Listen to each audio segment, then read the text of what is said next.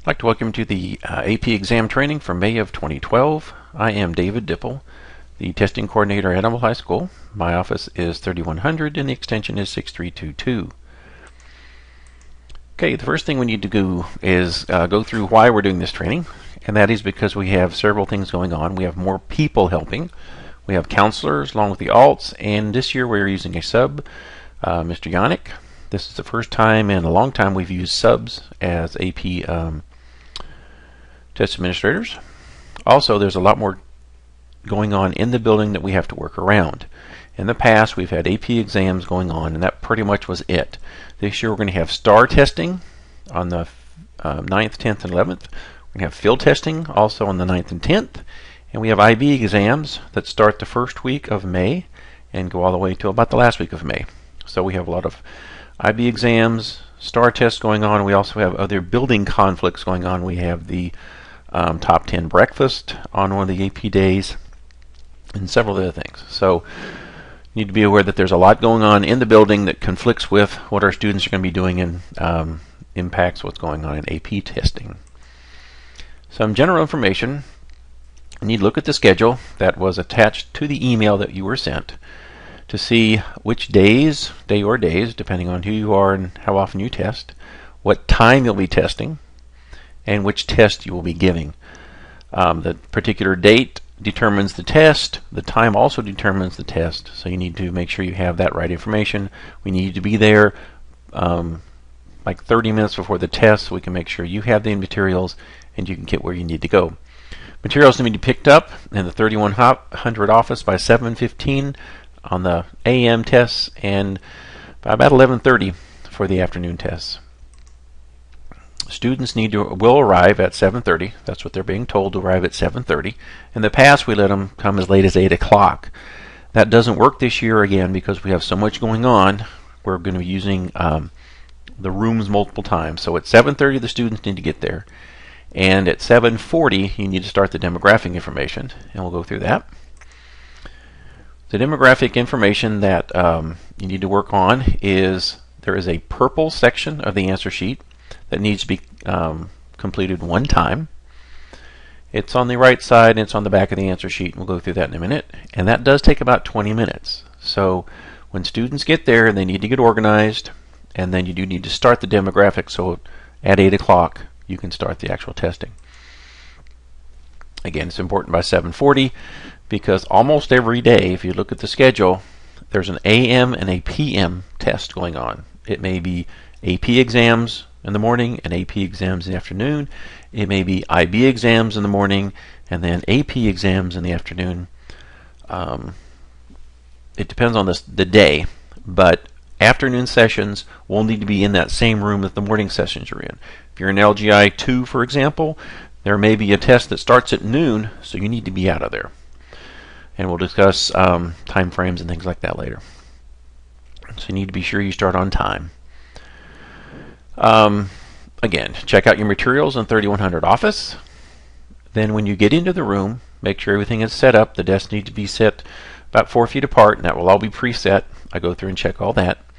You need to put the answer sheets out, and then you put student packs. These are white little packets that have student information stickers in them that go on the tests and information that goes in each of the tests that they take. These are specific to each student. If a student's never taken the test before, they get a blank one. If they have, you need to give them back the one they got previously. And it takes care of some demographic information. The test asks for colleges they may go to, and it has college codes in it. And it does have all the labels they'll need for when they're taking their tests. And they are, again, reused. So at some point in time, it'll say pick up the student packs once you've gotten through that point, once you put the stickers on.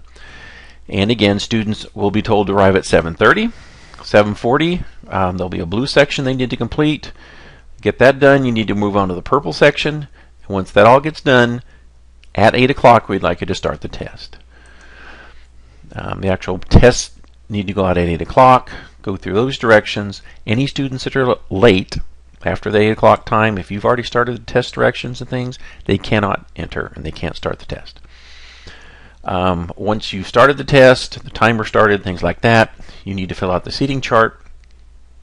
It will be on the room roster, and then we need to keep this in case there are questions or anything comes up later. You need to actively monitor. That means you need to move about the room. You can take sitting breaks as long as you're watching the students, and then you can get up and go around. You cannot be on your cell phone. You can't be texting. You can't be on PCs. You can't grade papers. There's the same active monitoring that's required for all of the testing situations. Also, AP requests that you count all the testing documents multiple times during the test.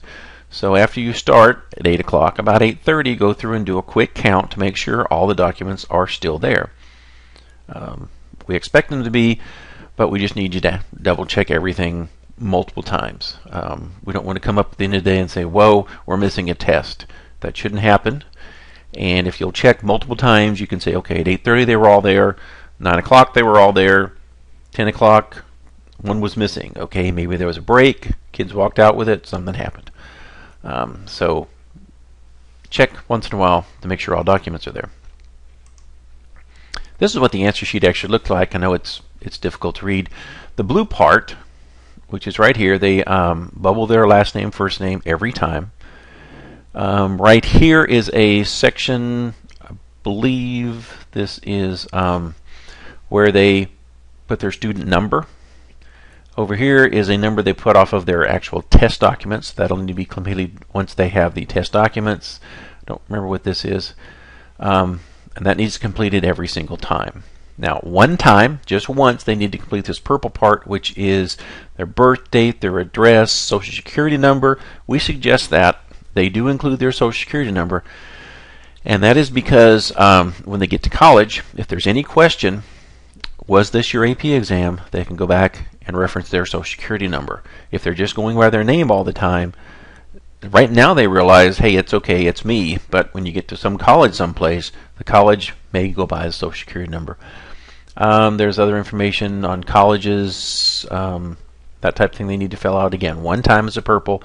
Then on the back, there's a large part they need to complete, again, one time. This is their address.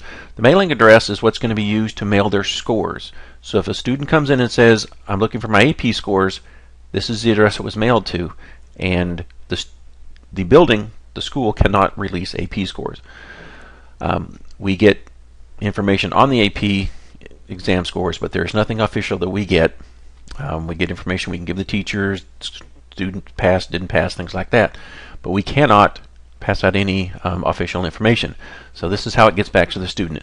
So name section, down here is zip code, phone number, a lot of other information. If they want to go to college, what college they want to go to, and the actual college codes are in the those packets, those white packets you use. So again, this takes about 20 minutes to fill out the purple section and get that all done. So, and then on the inside, there's a couple questions to answer, and so you need to do that also before they actually start the test. So that's what the answer sheet looks like. Test directions. There's a link that I sent you along with the attachment of the schedule. This is the actual link you go to, Professionals College Board instructions, and that has all of the instructions for every one of the tests, as well as a general instruction sheet. So please follow that. I suggest you print out or at least read through the directions and materials prior to testing. It'd be a good idea to print them out, look at them.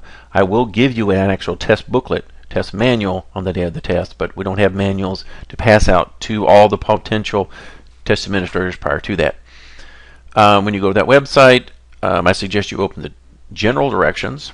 That tells you how students are going to fill out the purple sheets. You're going to read through that every day. If you're in a testing session, the blue demographic sections, it'll read through and tell you how to do those.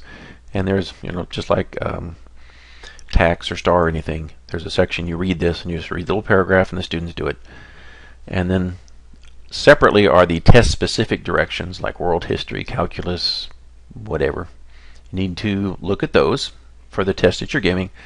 And then at the front of each of those, there is a material list. For example, some need pens, some need pencils, some need both. Some have extra scratch paper. Your English tests, things like that, have extra paper. Some require your languages and your music, require tape recorders. CD players. So you need to be aware of what you're going to be using. You can come by my office or shoot me an email. Make sure I have all the items that you're going to need, and make sure you're aware of how they work. If you want to stop by the day before and practice with them, that's fine. Again, it's going to be a standard CD player and then cassette recorders for the language test. Spanish language is the big one on that. Cell phones. The cell phone statement is very strict for AP exams, and in the past we've had trouble with students hanging on to cell phones on the impression that, it's okay if I get by with it and things like that. No cell phones, digital cameras, this whole long list, are allowed in the testing room. That's stricter than TAX and STAR. They're not allowed in the room. I can ask that you collect them, and I'd like to store them in 3100 office. We'll have bags for each student to put their cell phones in, because if they do go off, the students' documents can be invalidated, as well as everyone in the room, depending on what happens. I had to stress that to students last year, and when I did, several phones were handed in. So stress that to the students that if they have a cell phone, we may invalidate their test, and it may invalidate all the tests for everyone in the room. So no photos can be taken. AP takes this very, very seriously. So that's your cell phone statements. If you have any questions, you can email me. You can call me at 6322. I'm in the 3100 office, or my cell phone 832-797-6383.